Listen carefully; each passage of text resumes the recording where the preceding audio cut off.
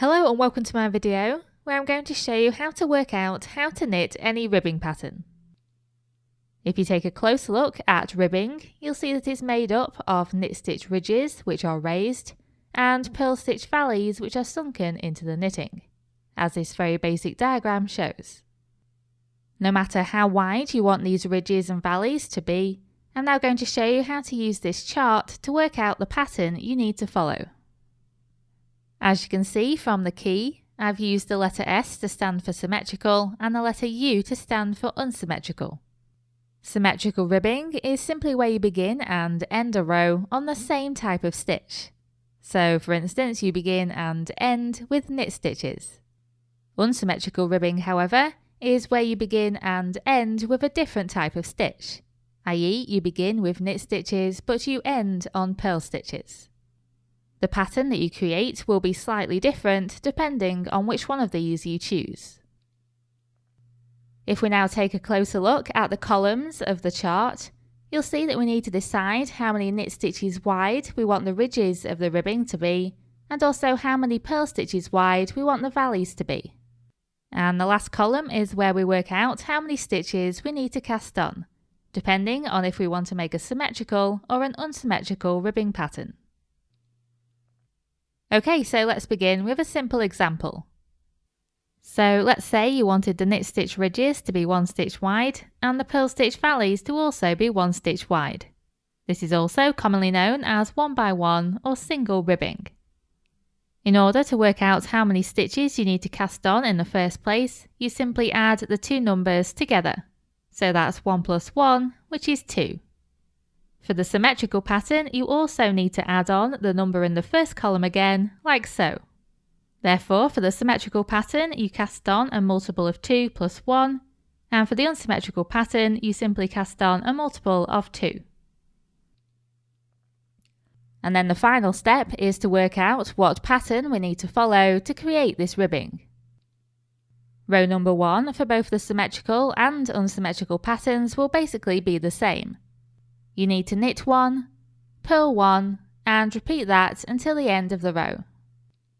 The only difference is that with the symmetrical pattern you would end with a knit stitch, and with the unsymmetrical pattern you would end with a purl stitch.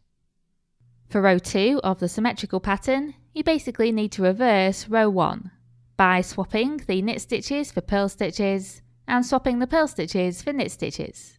So in this case, row number 2 will be purl 1, knit 1, and then repeat that until the end.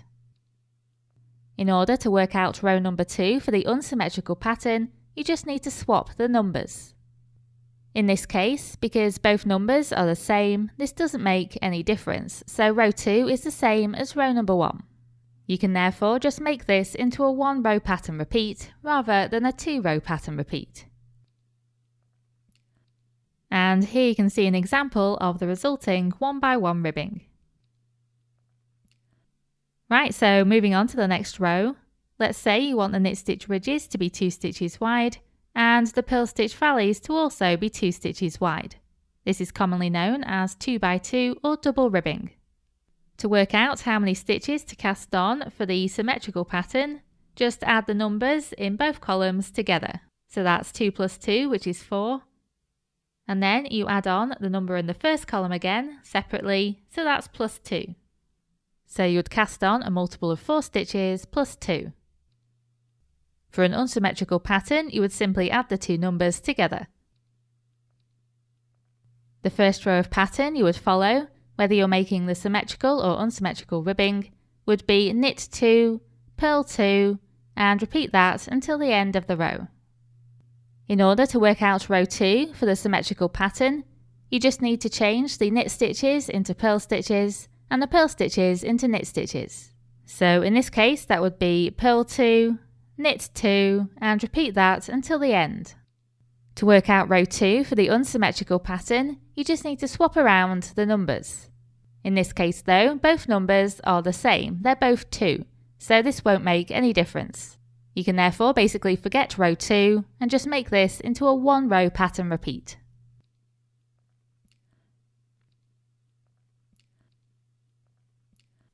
For the next example, let's say you want the knit stitch ridges to be 5 stitches wide and the purl stitch valleys to be 2 stitches wide. Then for the symmetrical pattern, you would cast on a multiple of 5 plus 2, which is 7, and then add another 5 stitches. For the unsymmetrical pattern, you would just cast on a multiple of 5 plus 2, which is 7. The first row of pattern for either the symmetrical or unsymmetrical pattern would be knit 5, purl 2, and repeat that until the end of the row. Then for row 2 of the symmetrical pattern, you would swap the knit stitches of row 1 for purl stitches and vice versa. So that will be purl 5, knit 2, and repeat that until the end. And for row 2 of the unsymmetrical pattern, you simply swap the numbers. So that will give you knit 2, purl 5, and repeat that until the end. I'm sure you're getting the hang of it now, so I'll just go through the last few examples very quickly. So if you want knit stitch ridges 2 stitches wide and purl stitch valleys 5 stitches wide, you need to cast on a multiple of 2 plus 5, which is 7, and then add on the 2 again for the symmetrical pattern. The first row of both the symmetrical and the unsymmetrical pattern will be knit 2, purl 5, and repeat that until the end of the row. Then for row 2 of the symmetrical pattern, you'll need to replace the knits with the purls and the purls with the knits, and that will give you purl 2, knit 5, and repeat that until the end. And for row 2 of the unsymmetrical pattern, you just need to swap the numbers, and that will give you knit 5, purl 2, and repeat that until the end. If you want knit stitch ridges, which are 3 stitches wide, and purl stitch valleys, which are 6 stitches wide, then you would cast on a multiple of 3 plus 6, which is 9, and then add on another 3 for the symmetrical pattern. The first row of the symmetrical and unsymmetrical patterns will be knit 3, purl 6, and repeat that until the end of the row. For row 2 of the symmetrical pattern, you just swap the knits and the purls, and that will give you purl 3, knit 6, and repeat that until the end. And for row 2 of the unsymmetrical pattern, you simply swap the numbers, and that will give you knit 6, purl 3, and repeat that until the end. And finally, if you want knit stitch ridges 4 stitches wide and purl stitch valleys 2 stitches wide, then for the symmetrical pattern, you would cast on a multiple of 4 plus 2, which is 6, and then add on another 4. And for the unsymmetrical pattern, you would just cast on a multiple of 6. The first row for both the symmetrical and unsymmetrical patterns will be knit 4, purl 2, and repeat that until the end of the row. For row 2 of the symmetrical pattern, you just switch the knits and the purls, and that will give you purl 4, knit 2, and repeat that until the end. And finally, for row 2 of the unsymmetrical pattern, you just switch the numbers, and that gives you knit 2, purl 4, and repeat that until the end.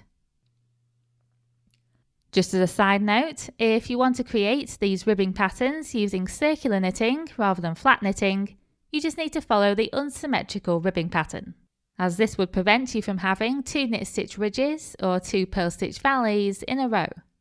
The only difference is you need to completely ignore row 2 of the pattern. And the reason for this is when you're circular knitting, you're only ever knitting one side of your work. Whereas when you're flat knitting, you're knitting both the front and the back. And that's it. That's how you knit any simple ribbing pattern you like. I really hope that was useful, and thank you very much for watching.